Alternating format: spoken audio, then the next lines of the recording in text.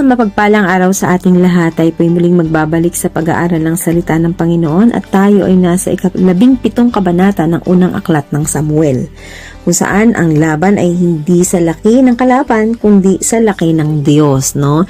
Yan po yung story na ating matutunghayan. Subalit bago tayo magpatuloy, tayo po muna'y dumulog sa panalangin. Ama naming Diyos na makapangyarihan sa lahat, muli samahan niyo po kami, tulungan niyo po kaming maunawaan ang lalim ng iyong mga salita. Dalangin namin, Lord, walang makakilos ang iyong banal na Espiritu sa aming mga puso, sa aming mga buhay, Panginoon, upang sa lahat ng aming mga gagawing, Lord, ay laging ikaw ang siyang aming mauuna. Salamat, Lord, ikaw ang pinaka dakila sa lahat at ikaw lang ang aming papupurihan sa Espiritu at katotohanan. We give you glory and honor in the mighty name of our Lord Jesus Christ.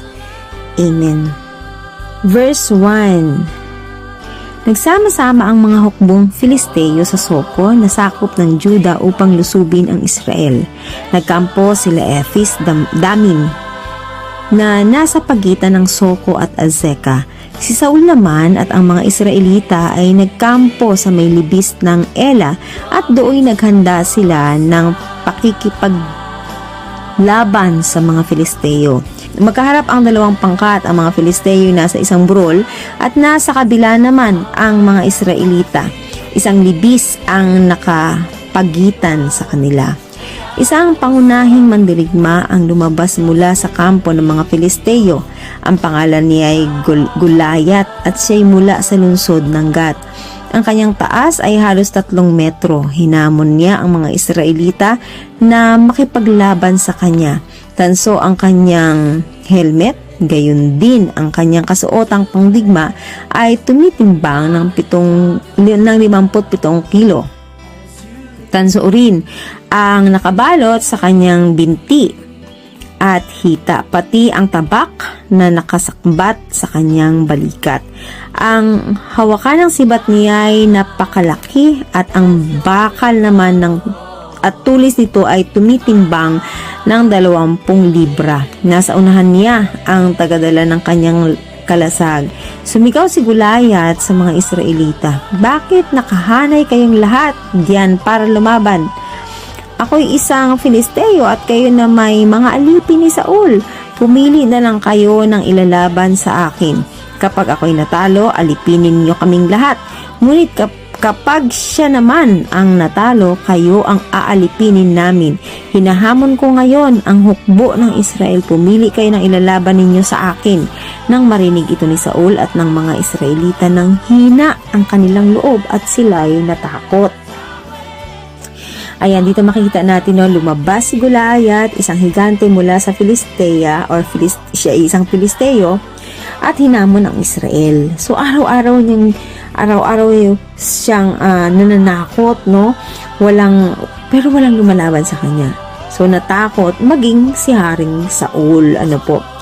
Si Gulayat ay hindi lang tao. Simbolo siya ng takot, intimidation, at napaka-imposibleng sitwasyon. Meron bang Gulayat sa buhay natin, no? Kagaya ng problema, kasalanan, takot o pressure, no? Kapag nakatuon tayo sa problema, liliit ang ating pananampalataya. Si David sa kampo ni Saul. Si David ay anak ni Jesse na isang Efratita mula sa Bethlehem, Juda. Nang panahong iyon, si Jesse ay mahina na dahil sa katandaan. 8 ang anak niyang lalaki. Si David ang pinakabata. Sina Eliab, Abinadab at Sama, ang 3 pinakamatatanda niyang anak, ay kasama ni Saul sa labanan. Habang sila'y kasama ni Saul, ang bunso namang si David ay pabalik-balik kay Saul at sa Bethlehem para alagaan ang mga tupa ng kanyang ama.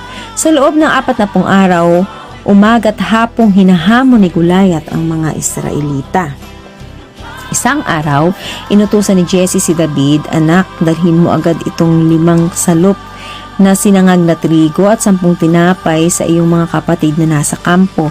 Ibigay mo naman ang 10 hiwang kesong ito sa pinuno nila. Tingnan mo na rin ang kalagayan nila at ibalita mo sa akin. Mag-uwi ka ng kahit anong bagay na makapagpapatunay na galing ka nga roon. Ang 3 anak ni Jesse ay kasama nga ni Saul at ng mga Israelita sa libis ng Ela at nakikipaglaban sa mga Filisteo. Kinabukasan, maagang bumangon si David. Pinagbili niya sa iba ang mga tupang inaalagaan at nagpunta sa lugar ng labanan. Dala ang pagkaing ipinabibigay ng kanyang ama.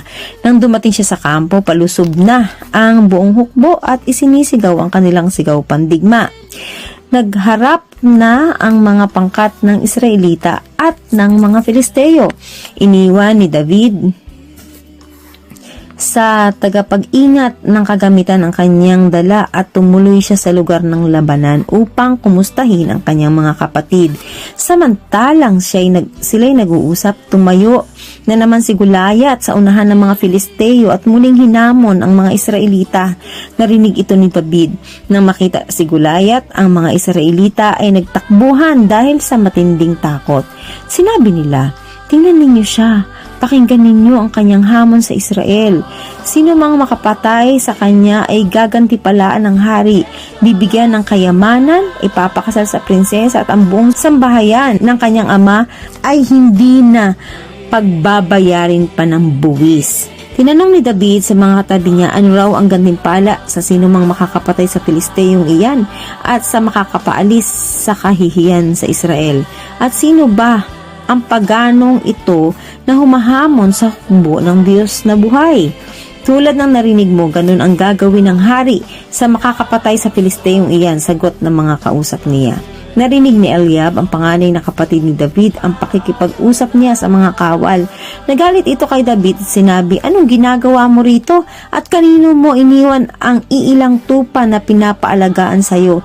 Alam ko kung anong nasa isip mo, gusto mo lang manood ng labanan." Sumagot si David, "Bakit? Ano ba ang ginagawa ko? Masama bang magtanong?"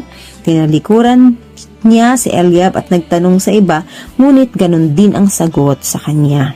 Makikita natin inutusan si David na maghatid ng pagkain, pero narinig niya ang panlalait ni Goliath. So habang ang iba ay natatakot, si David naman ay nagagalit. Nagagalit siya hindi sa takot, kundi sa pagbastos or sa hindi pagbibigay ng galang sa Diyos, no? Dito makikita natin iba yung perspective ni David. Hindi niya nakita si Goliath bilang malaking problema. Nakita niya ito bilang maliit kumpara sa Diyos, no? Ang pananaw mo ang magde-determine ng response mo, no? Faith sees opportunity where others see danger. Ano po, minsan talaga nakadepende talaga yan sa'yo. Okay, 31. Sabi po, nakarating kay Saul ang mga sinabi ni David at ipinatawag niya ito. Pagdating kay Saul, sinabi ni David, "Hindi po tayo dapat masiraan ng loob dahil lang sa Filisteyong iyon. Ako po ang lalaban sa kanya." Sinabi ni Saul, "Hindi mo kaya ang Filisteyong iyon. Batang-bata ka pa, samantalang siya'y isang mahusay na mandirigma mula sa kanyang kabataan." Ngunit sinabi ni David kay Saul, "Ako po ang nag-alaga sa kawan ng aking ama. Kapag ang isa sa mga tupang inaalagaan ko ay tinatangay ng leon o oso, hinahabol ko po ito at inaagaw ang tupa. Kapag hinarap ako ng leon o ng oso, hinahawakan ko ito sa panga at pinapatay. Nakapatay na ako ng mga leon at mga oso. Isasama ko po sa mga ito ang Filisteyong iyon sapagkat ang nilalait niya ay ang hukbo ng Diyos na buhay." Dinugtong pa ni David, "Iniligtas ako ni Yahweh mula sa mga mababangis na leon at mga oso. Ililigtas din niya ako sa kamay ng Filisteyong iyon." Kaya't sinabi ni Saul, "Kung gayon, labanan mo siya at samahan ka nawa ni Yahweh." At ipinasuot niya kay David ang kanyang kasuotang pandigma, ang helmet at ang tansong pambalot sa katawan. Nang maisakbat na ni David ang tabak ni Saul at sinubukang lumakad, hindi siya halos makahakbang sapagkat hindi sanay sa ganoong kasuotan. Kaya sinabi niya kay Saul, "Hindi ko na po gagamitin ang mga ito." At hinubad niya ang nasabing kasuotang pandigma. Pagkatapos, dinampot niya ang kanyang tungkod. Namulot siya ng 5 makikinis na bato sa sapa. Inilagay sa kanyang supot na pampastol at lumakad upang harapin si Goliath. Yan. So dito po, sinubukan siyang bihisan ng armor ni Saul, no? Yung kanyang damit pandigma, pero hindi kasya or hindi niya kayang dalhin, no? Ang tanging ginamit niya yung kanyang tirador, no? Yung 5 bato at simpleng sandata. Dito makikita natin na hindi kailangan ni David ng armor ng iba, no? Alam niya kung ano ang gumagana sa kanya. Alam niya kung saan siya magaling, ano po.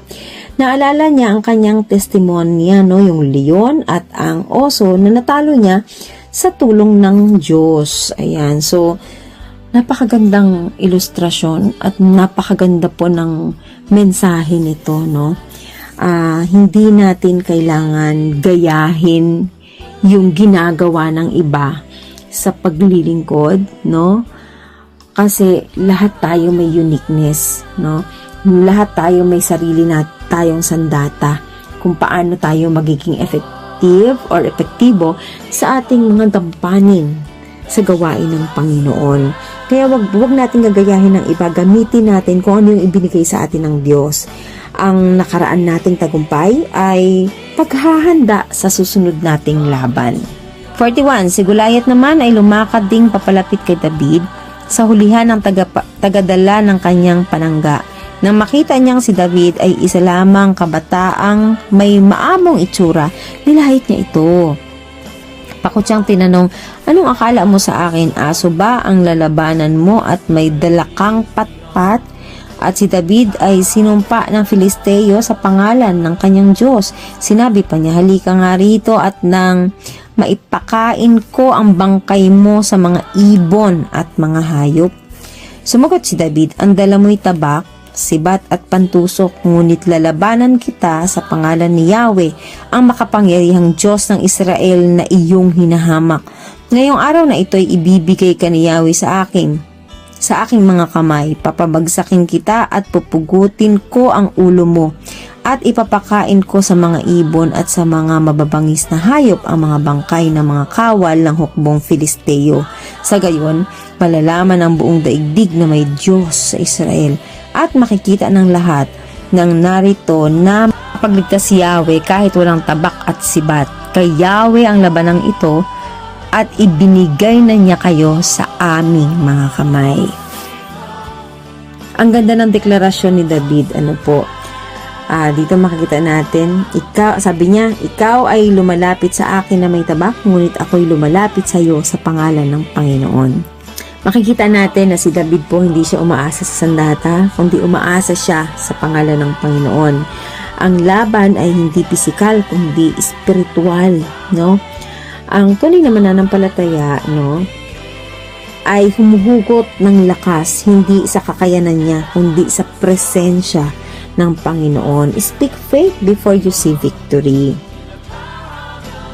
48. Nagpatuloy ng paglapit si Goliath. Patakbo siyang sinalubong ni David sa lugar ng labanan. Tumukot siya ng bato sa kanyang supot at tinirador niya si Goliath. Tinamaan ito sa noo at bumaon ang bato roon. Si Goliath ay pasubsob na bumagsak sa lupa. Natalo nga ni David si Goliath sa pamamagitan ng tirador at bato. Napatay niya ito kahit wala siyang tabak. Patakbong lumapit si David, tumayo sa likod ni Goliath, hinugot ang tabak ni Goliath mula sa suksukan nito at pinugutan ng ulo. Ayan. Nang makita ng mga Filisteo na patay na ang kanilang pangunahing mandirigma, sila'y nagtakbuhan. So yan, isang bato lang, no? Tinamaan si Goliath sa noo at bumagsak. Alam niyo po, dito makikita natin na hindi kailangang marami. Isang tama lang ng Diyos sapat na. Ano po? Ang maliit sa kamay ng Diyos ay nagiging makapangyarihan. Kaya wag nating maliitin kung ano yung meron sa atin. Kapag ginamit ng Diyos kung ano yung meron sa atin, sapat na yun, no? Victory is not by might, but by the power of God. Ito, sumigaw ang mga kawal ng Israel at Judah at hinabol nilang mga Filisteo hanggang sa Gat. Sa may pagpasok ng Ekron, naghambalang sa daan ang bangkay ng mga Filisteo mula at Ekron. At nang magbalik ang mga Israelita buhat sa paghabol sa mga Filisteo, hinalughog nila ang kampo ng mga ito at kinuha lahat ng kanilang magustuhan. Dinala ni David sa Jerusalem ang ulo ni Goliath, ngunit iniuwi niya sa kanyang tolda ang mga sandata nito. Nakita ni Saul nang sinusugod ni David si Goliath, itinanong niya sa pinuno ng kanyang hukbo, "Abner, kaninong anak ang batang iyon?" "Hindi ko po alam, kamahalan," sagot ni Abner. "Kung gayoy, ipagtanong mo kung sino ang kanyang ama," utos ng hari. Nang magbalik si David, sinalubong siya ni Abner at sinamahan sa hari. Dala pa rin ang ulo ni Goliath. At tinanong siya ni Saul, "Kanino kang anak, binata?" Sumagot si David, "Anak po ako ni Jesse na taga Bethlehem." So, dyan makikita natin, no, tumakas yung mga Filisteo at nagtagumpay ang Israel. Ang personal na tagumpay ni David ay naging tagumpay ng buong bayan. No? Ang ating pagsunod ay may epekto sa iba. Ang victory natin ay hindi lang para sa atin, kundi para sa marami. Kaya naman dito sa ating binasa sa Kabanata 17, marami din po tayong matututunan. Katulad ng una, face the giant. No? Hindi tinatakbuhan ang kalaban. No? Hindi tinatakbuhan ang Goliath. Hinaharap ito ng may pananampalataya. Ano pa? Fight with faith. Hindi armas ang panalo. No? Pananampalataya sa Diyos. Makikita rin natin ang isang aral na dito yung remember your testimony, no?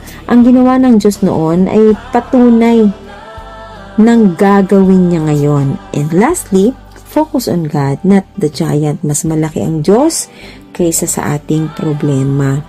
Kaya hindi mahalaga kung gaano kalaki ang Goliath mo, ang mahalaga kung gaano kalaki ang Diyos mo. Sana po tayo napagpala. Muli, pagpalain tayo ng ating Panginoon at tanging kay Jesus lamang ang papuri.